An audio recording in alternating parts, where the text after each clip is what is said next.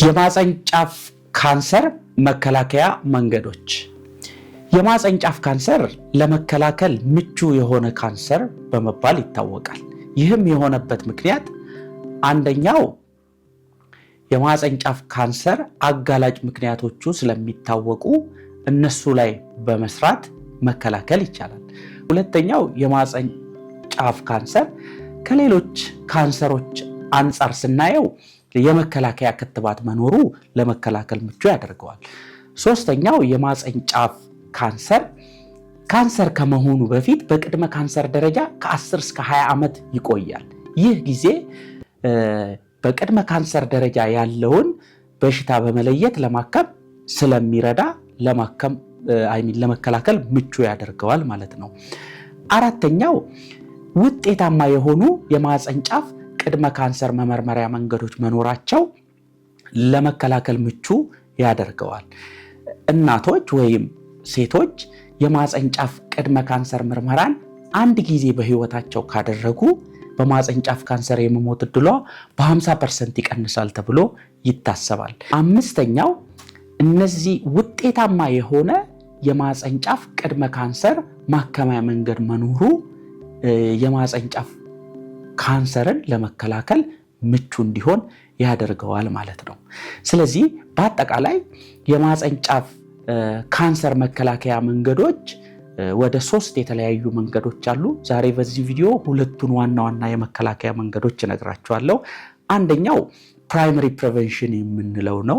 ይህ ለበሽታው ተጋላጭ የሚያደርጉ ነገሮችን በመለየት ማስተካከል፣ የጤና ሁኔታን ማሻሻልና የማህፀን ጫፍ ካንሰር ክትባትን መውሰድ የማህፀን ጫፍ ካንሰርን ለመከላከል እንደ ውጤታማ መንገድ ይወሰዳል።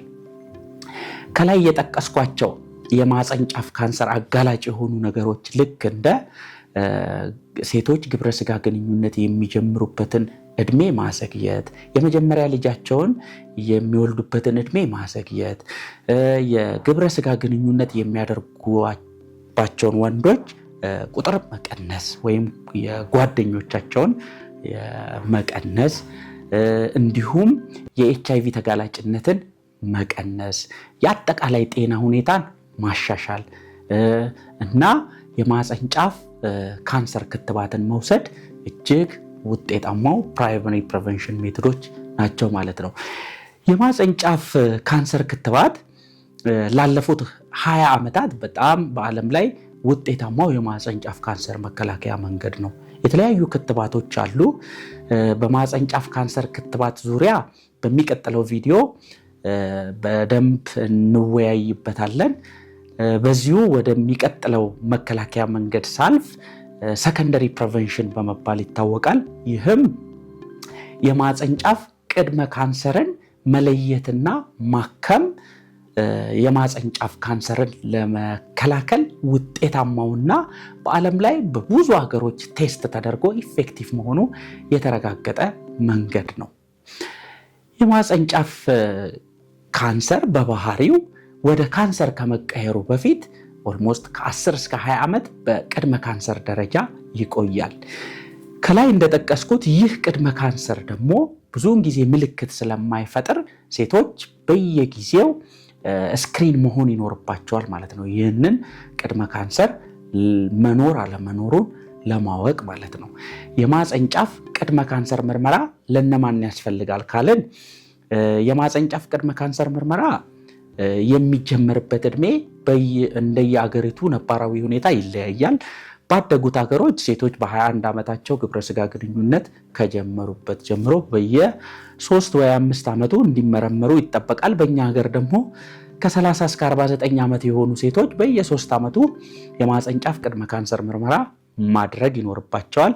እንዲሁም ኤችአይቪ በደማቸው ውስጥ ያለ ሴቶች ደግሞ ግብረ ስጋ ግንኙነት በጀመሩበት ዓመት ጀምሮ ወይም ደግሞ ኤችአይቪ በደማቸው በተገኘበት ዓመት ጀምሮ እንደዚሁ በየ2 ዓመቱ ምርመራን እንዲያደርጉ ያስፈልጋል። የማህፀን ጫፍ ቅድመ ካንሰር መመርመሪያ መንገዶች የተለያዩ መንገዶች አሉ። ከነዚህም ውስጥ ሳይቶሎጂ ወይም ፓፕ ስሚር የሚባለው በጣም ነባርና የተለመደው የመመርመሪያ መንገድ ነው። ከማህፀን ጫፍ ላይ ናሙና በመውሰድ በማይክሮስኮፕ ጤናማ ያልሆኑ ካንሰር ሴሎች መኖር አለመኖራቸውን መለየት ነው። ይህ የመመርመሪያ መንገድ ኦልሞስት ላለፉት 100 ዓመትና ከዛ በላይ በሕክምናው ፕራክቲስ ውስጥ ያለ መንገድ ነው። ሆኖም ግን ይህ ከወጪ አንጻር በጣም ውድ ስለሆነ እንዲሁም ፓቶሎጂስት ስለሚፈልግ ውጤቱም ቶሎ ስለማይደርስ ለእንደኛ አይነት ሀገሮች ብዙ አይሆንም። ነገር ግን ብዙ ጤና ተቋሞች ውስጥ የሚገኝ የመመርመሪያ መንገድ ነው። ሁለተኛውና በእኛ ሀገር የሚገኘው ቪዥዋል ኢንስፔክሽን የሚባለው ነው። እነዚህም ቪዥዋል ኢንስፔክሽን ዊዝ አሴቲክ አሲድ እና ቪዥዋል ኢንስፔክሽን ዊዝ ሉጎልስ አዮዲን የሚባሉ ነው። የመጀመሪያው ቪአይኤ የሚባለው በተለይ በጣም ፕራክቲካል የሆነ የመመርመሪያ መንገድ ነው። በጣም ቀላል፣ ፈጣን፣ ውጤቱም ቶሎ የሚደርስ የመመርመሪያ መንገድ ነው። ይህም ከ3 እስከ 5% አሴቲክ አሲድ የሚባል ዊክ አሲድ እንደ ቅባት አይነት ማህፀን ጫፍ ላይ በመቀባት ከለር ለውጥ አለው የለውም በማለት ውጤቱን ከ3 እስከ 5 ደቂቃ ውስጥ ማወቅ ይቻላል ማለት ነው። ምንም ህመም የማይፈጠር በጣም ቀላል ውጤታማ የሆነ የመመርመሪያ መንገድ ነው። ሌሎቹ ኤችፒቪ ዲኤንኤ ቴስት፣ ኮልፖስኮፒ የሚባሉ የመመርመሪያ መንገዶችም አሉ። የመጨረሻው ርዕሴ ደግሞ ምንድነው? የማህፀን ጫፍ ቅድመ ካንሰር እንዴት ማከም ይቻላል የሚለው ነው። የማህፀን ጫፍ ካንሰር ቅድመ ካንሰር የተለያዩ የህክምና መንገዶች አሉት። ከነዚህም ውስጥ እንደ አብሌቲቭ ቴራፒ የሚባል አለ። እነዚህም ጤናማ ያልሆኑ በቅድመ ካንሰር ደረጃ ያሉ ሴሎችን ባሉበት በማቀዝቀዝ ወይም በማሞቅ ማምከን የሚባለው ህክምና ነው። ይህም ህክምና ከ90 እስከ 95% ኢፌክቲቭ ነው ተብሎ ይታሰባል።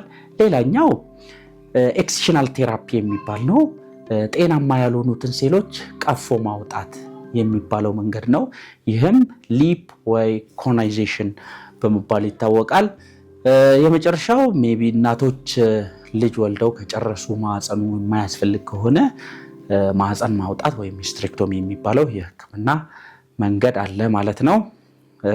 ውድ እናቶች የዛሬ ትምህርታዊ መረጃችን ይህን ይመስላል። እርሶስ የማህፀን ጫፍ ቅድመ ካንሰር ምርመራ አድርገዋል? እድሜዎት 30 እና ከዛ በላይ ኖት? የማህፀን ጫፍ ቅድመ ካንሰር ምርመራን በማድረግ የማህፀን ጫፍ ካንሰርን በጋራ እንከላከል በማለት አብሬያችሁ የቆየሁት የዶክተር ደረጀ ተገኔ ይባላለሁ፣ የማህፀንና ጽንስ ስፔሻሊስት ሐኪም።